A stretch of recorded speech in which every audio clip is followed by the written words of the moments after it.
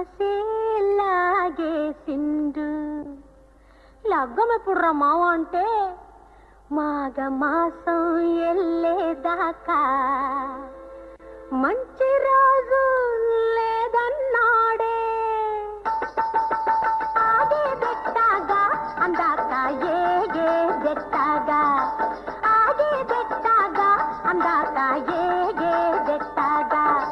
కావమ్మ చెప్పవే రావమ్మ చెప్పవే రత్తమ్మ చెప్పవే అత్తమ్మ చెప్పవే.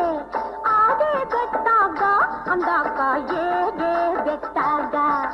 మాయదారి చిన్నోడు మనసే లాగేసిండు.